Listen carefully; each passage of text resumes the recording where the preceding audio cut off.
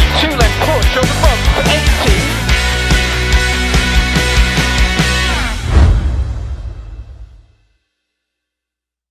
Round 3 of the Mintex British Historic Rally Championship ventured out of Wales for the first time this season with a trip north to the Pirelli Carlisle Rally, and the legendary Killer Kilda awaited the crews.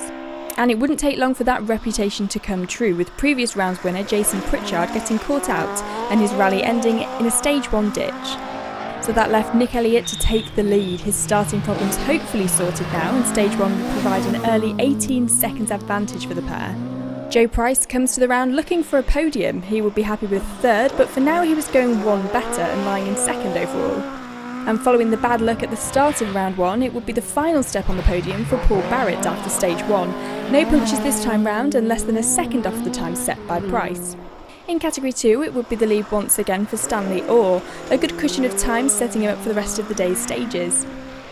His closest rival would once again be Simon Tyso. 16 seconds would be the gap after Stage 1, but it was of course far from over yet. And with the absence of Bob Gibbons from the entry this weekend, the Category 1 win would be going to someone else here at round 3, with Bob Beam taking the early advantage there over Paul Mankin in the other Cortina. Over Stage 2 there wouldn't be any change in the top of the results. Nick Elliott extends the advantage now to 29 seconds and would be sitting relatively comfortable going into the afternoon stages. Joe Price wasn't able to catch the leaders, but he was managing to edge out a small gap of his own now, the difference to Paul Barrett increasing from less than a second to just over 10 now. Stanley Orr still leads the way in Category 2, his advantage now growing to over a minute, and we see second place now being occupied by Warren Philliskirk. Bob Beam would also extend the advantage in Category 1, the gap's still only 35 seconds, so there would be no backing off with 2 long stages to go. And indeed that would be how it ended, keeping the pace up and taking his first category win of the season. Stanley Orr reaches the end of the event this weekend with the category win, making it 3 from 3 and proving to be the one to beat this season. He takes the victory over Simon Tyso, who manages to step back up to second place in the second half of the day. But the real change would come at the top of the results as Nick Elliott heads into the second half of the day with what should have been a comfortable lead, only for a mistake in Stage 3 to put a very abrupt end to that challenge. So that meant all change at the top of the results. Matthew Robinson capitalises on the changes and moves up for his best finish in the Fiat, 30 seconds behind Paul Barrett, himself finally getting onto the podium this season with second place. But that means that it was the win here this weekend for Joe Price. He came for a podium and he couldn't have hoped for a better finish. The results this weekend certainly mixing up the championship as we get closer to the midpoint in the season. You can catch the official coverage from round 3 of the championship on Motors TV and online on the 13th of May. Keep an eye on ours and the championship's social media for more details. Now, because we spend a lot of our time on the rally stages, as do you, there is a good chance that you all week could come across an accident, either on the rally stage or on the road on the way to an event. Would you know what to do? I'm not sure that I would, but we've come down to Colda Rescue today, one of the UK's leading rescue teams for motorsport events, to find out with one of their first on-scene training events. We'll give you a few pointers. We'll speak to the people behind Colda Rescue about how you can get involved in one of these events and be the person that makes the difference. The first on-scene training that Colda Rescue provide is open to anyone, and as well as having a use on the stages, it can also be useful in everyday life, including travelling to and from rallies, of course. As well as the theory behind it and the knowledge you need to provide help at the scene of an accident, there are hands-on demonstrations.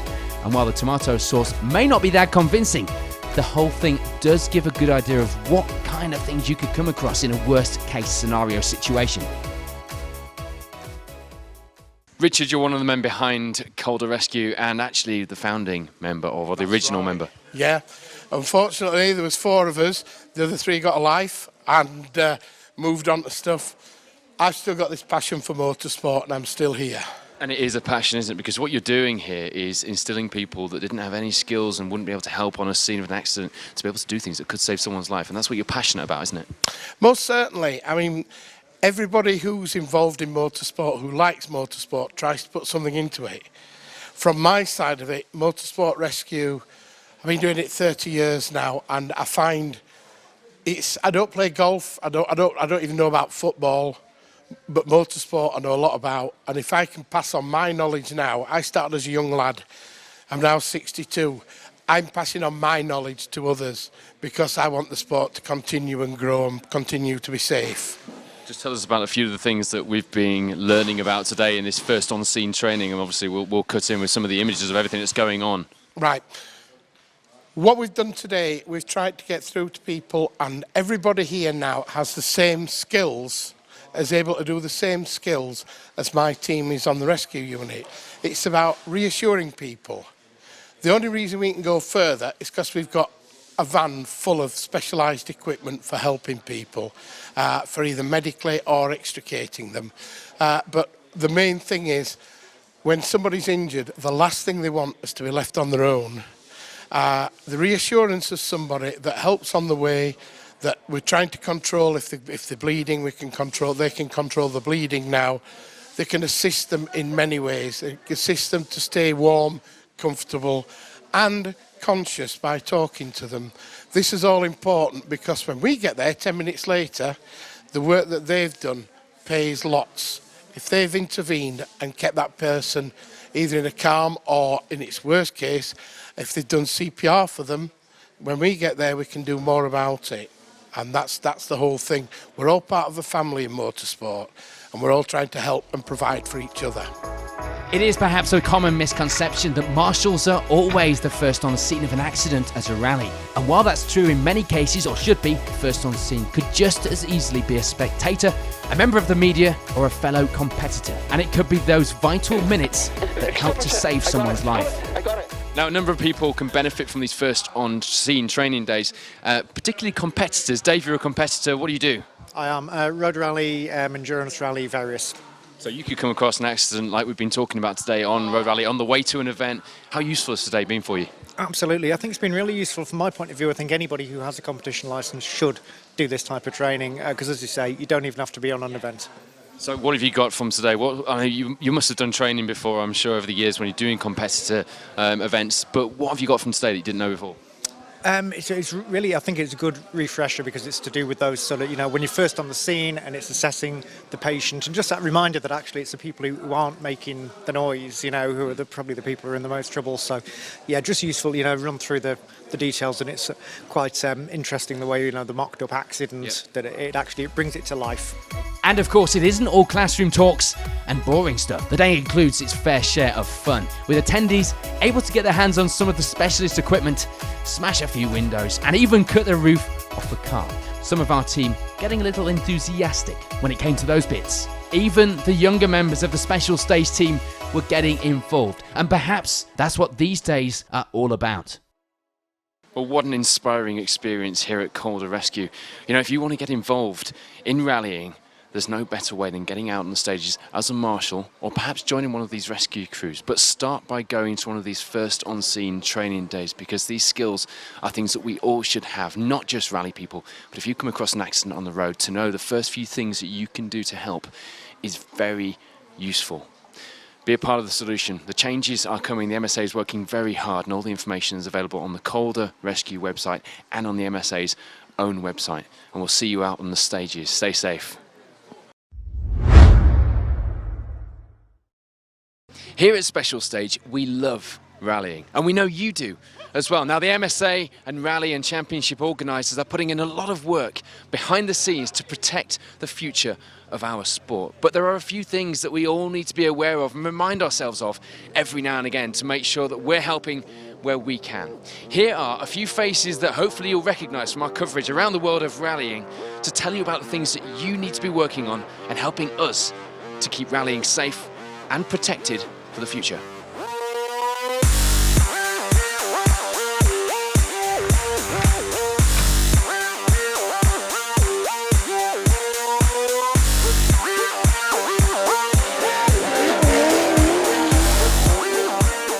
Hi there, Ken Block here. Just a quick note about spectator safety with rallies. Rally is one of the most unpredictable and dangerous motorsports, and it's amazing that the fans are able to get so close, but please listen to the marshals. They know where you should stand and shouldn't, so make sure you listen to the marshals and stand in the safest places. We want to be safe. We hope you're safe, so see you out there.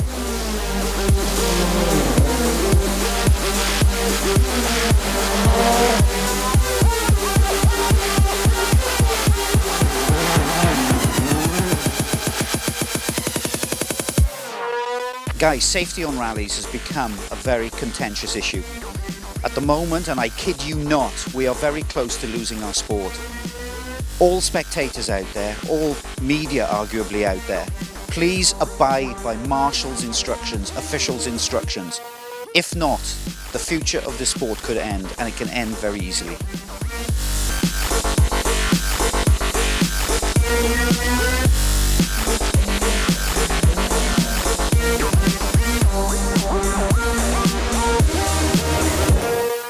I hope everyone out there enjoys the rally, but please be safe. Always remember, a car can go off in any direction.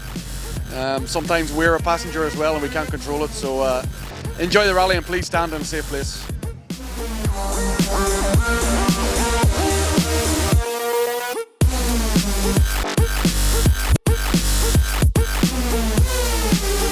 You please just listen to the master.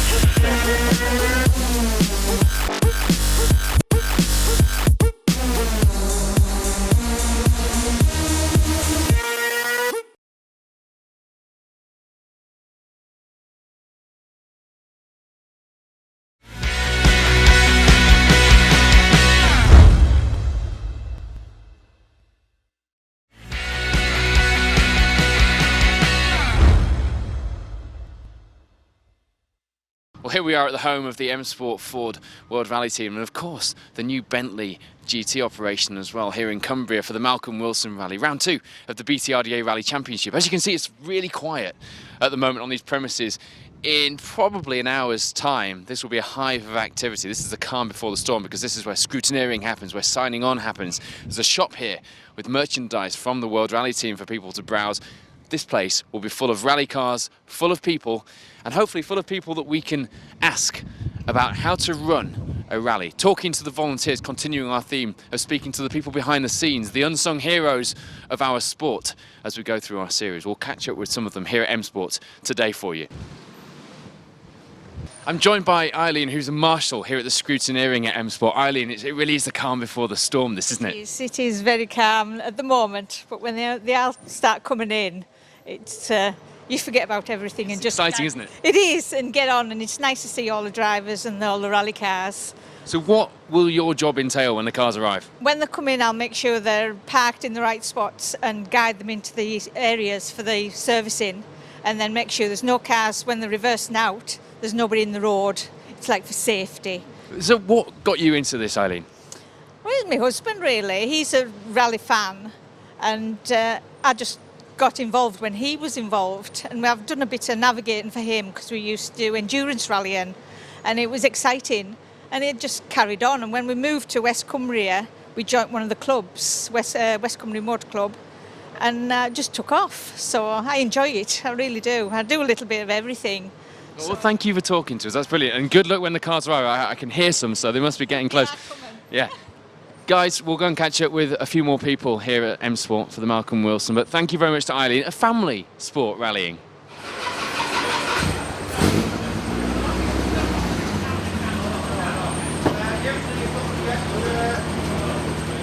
Right now, as we continue to look behind the scenes at the people that make these rallies happen, I'm speaking to Dave Newton, who's one of the REIS Ravenel BTRDA Rally Championship scrutineers. Dave, what does that mean to people who are uninitiated? What we try and do is get everybody playing on a level field, make sure all the cars comply to their classes, the cars are safe to compete, and generally just go all around the country looking after all the cars and the competitors and keeping an eye on everything. What brought you to scrutineering? Some people do rallying as marshals, spectators, competitors. Why scrutineer? I think I've done a lot of historic rallying back in the early 90s, and basically it got that expensive escorts come on the scene, couldn't afford a good escort, still wanted to be involved with the sport, so became a good little hobby then. And of course this sport wouldn't run without people like you doing this job, would it? That's right, yeah. I think a lot of things that go on behind the scenes, I think the marshals are the biggest ones because they're out in all winds and weather. I can manage to get out in the wind and weather a lot of the time. But like, you get your marshals, you get your timekeepers, even the people who are organising, just taking in the entry fees and signing on and things like that. There's so many people that go on behind the scenes, it's unbelievable.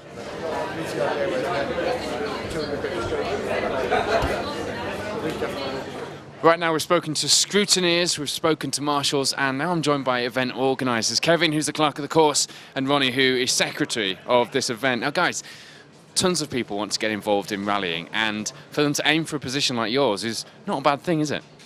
It certainly keep them busy. Lots to do, lots of interest, make fantastic friends and meet some superb people. But it's hard work from time to time, but the sense of achievement when you're finished and everything's gone well is quite amazing. Kevin, how did you get into rallying? I was from a motorsport family, and when I was an apprentice, the chap who was training me was going rallying, so I stepped in the passenger seat and I've been there ever since. So how did it go from that to organising events? Just out of interest of the sport really, and trying to put a bit back, so I've been organising for a lot of years. And Ronnie, you've got an awful lot of people running around at this event doing all sorts of things, from checking that cars are in the right place, to making sure that people are signed on, to making sure that things comply with regulations, to making sure that sweets and tea and biscuits are in the right place where and when they need to be. What do you need to do? What do you need to do to get those people on board, to get more people coming through the ranks? We just want people to be involved, to say that if somebody comes along and says, I'm really interested in joining the organising team, come on in. Come to the meeting. We have meetings every month. And it's fun. It's not, it's not very strict and sort of through the chair and all this business. It's, chip in, have a drink, and then everybody will get a job, do a job. And the fantastic thing is, we can rely on everybody on our team. Everybody takes responsibility for their job and does a superb job. And then we report back every month, yeah, done that, and we know it's going to work. So we caught up with some of the people behind the scenes at M Sport as the cars got prepared and scrutineered ready for today's rally. We are now in the forest before the first stage. Let's catch up with some of the people who are making these stages run, the marshals, the organisers, the people running course cars here at the Malcolm Wilson Rally, as we continue our look at the people who make rallying work, the behind-the-scenes heroes of British rallying. Now here's a man you might recognise, of course, our Manx Rally champion, Aaron Newby. Aaron, you're here with Rob Fagg in your rally car, but you're not competing. No, we're doing course car duty today, clearing the stage and make sure no spectators are out of the way. Obviously we had a few problems last year on spectators, so we'll just clamp down on that and make sure all the stages are clear so there's no dramas for everyone So why do you do it in a competition car then? For people watching, this competition car comes through, it's a full-on rally car, it's one you've used in competition. Yeah, no, it's basically like a taster for them, you could call it, that's what the speed's going to be, but not as quick, but this is what to expect, so when we come through, that's when they know that the rally's about to begin, so. Another one of the cars that the spectators are treated to before the rally cars come through is this car driven by Henry. Henry, it's not a full-on rally car, today at least. No, it isn't. It's based on a British off-road cross-country model. It's fitted with Pirelli suspension and bucket seats and harnesses for our own safety, really. We don't go any competitive speeds, but it's your own peace of mind. What's your job then today? We're doing spectator control today. Safety is really important, and we're sort of doing our best to make sure everybody stays in the right places and has a good day's sport, really. And you guys are volunteers? Very much so, yes. How did you get into this? Started off at marshalling at the very sort of bottom of the tree and sort of in the forests on stage events like this. So you get to use your car out on rallies, not at competitive speeds, but it's good fun being involved. Good fun, absolutely, yeah. It can be expensive, it takes maintaining, but yeah, good fun. Now I'm joined by three marshals here at the Malcolm Wilson Rally: Harlan, Karen, and Abby. Bit of a family affair, Harlan. Yeah, we've been watching. Well, me and Karen have been watching rallies for years. I used to have a bit of a do years ago, so it's our way of getting out and giving something back and helping. Plus, it gets us out at the weekend as well. Karen, I understand you thought you were watching today. Yes. So what's your job today then? I don't know, timekeeping, is it? Start marshal. We didn't know I was doing it till we got here because the start crew never turned up, so he said, can you do it? So we'll give it a try. As we continue our look behind the scenes of what makes rallying work, well, of course, there'd be no rallying without spectators and without rally fans like us at Special Stage, and like James and Henry here, father and son, who we see out on most of the BTRDA events we have done for quite a while now. Yes. What is it for you guys? What is it about rallying, Henry? It's the cars going around the stage, it's really quick. You get to go out and watch the stages, don't you? You know quite a few of the drivers. Yeah, I know Petch, Birdie, Oja, Latvia. Yeah. Well, you quite like your hats as well. Yeah. I've seen you with a multitude of different hats. You seem to have a hat per team. Yeah. I have a special stage one, SGP one, and a kick energy one as well. And today you're supporting Stephen Petch, of course, in a WD-40 Fiesta. Uh-huh. Now, I'd speak to Dad.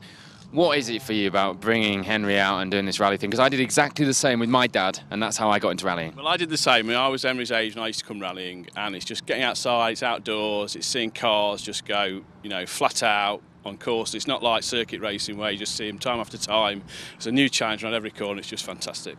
And we get to meet loads of nice people, like yourselves and like the drivers, and it's like a family. It's just great. It's just fantastic. And we get to travel all over the country, don't we, and get up at silly times in the morning. Like, what does Mum think about that? Mum loves it because we get out of the house for a while, so she can do what she wants. So. Do you fancy getting into rallying then at some point, Henry? Yeah. Yeah? What do you fancy doing? Do you fancy being a marshal first before you get into a car, or? I'm more mechanic-y. Oh, are you? You're more mechanic-y? Yeah. Okay, so it could be seeing you spannering for some of the big rally names in the future? Yeah. Mm-hmm. You did a service for Tristan Bailey, didn't you, at the World? I took 4 tyres off and put 4 tyres back on. Well, that's very useful. It's a good job you said 4, because obviously if you'd have said 3, we'd have problems, wouldn't we? So you've already got the right idea. Guys, thanks for joining us on Special Stage. We see you a lot, and it's good to see you guys out, as well as all the other spectators that we see. It's great seeing so many people involved with rallying, just like these two. Okay, we've been following the volunteers behind this rally all the way through, and here we are at the finish, and I'm joined by Roger and Heather. And you guys are not just marshals here at the finish at the Malcolm Wilson. Heather, tell us about what else you do in rallying. Compete, sit in the silly seat, the co-driver's seat. I organise the service area on the Pirelli rally, and then marshal on lots of other events around and about where I can. So. How did you get into rallying? About 12 years ago, through an ex-boyfriend randomly, and started off 12 cars and road rallying, and then have progressed onto stage rallying. Current boyfriend when you got into it, right? It was at the time, yeah. Roger, what about yourself? Yes, well, I've been involved in rallying in particular since I was a teenager, really. I'm now do a lot of marshalling, but I'm also the clerk of the course for the Greystoke stages as well. So, yeah, we do get about and get involved in a lot of motorsport activities. So, of course, you're quite active in this region with the Greystoke stages, of course. Greystoke haven't been used today. That's right, yes, with Greystoke being used, and as I said before, we've seen you at Greystoke for the event itself, yeah. So what would you say to somebody who perhaps wants to get involved with rallying, can't afford or doesn't have what they need to do the competing side of things just at the moment? Is this a good way to get into rallying and enjoy the sport? Start with find your local motor club. Google MSA motorsports, motorsport clubs. Google it. Find your local one. Go along. They're normally pretty good crack. And there's all sorts of club nights and everything. You can just get involved. Nights, navigational nights. You learn everything. So it's definitely. Well, that's it for our look behind the scenes here at the Malcolm Wilson Rally, round 2 of the BTRDA Rally Championship. At the jobs that people in motorsport do, the volunteers that keep rallying going, the unsung heroes that we don't often get a chance to shine a light on. Well, we've shone the light on them this weekend, and I hope that if you want to get involved with rallying, you seriously consider getting involved as a marshal, as an official, as a clerk of a course, as something that helps these guys do that. Because it wouldn't happen without the people that we've spoken to on today's show.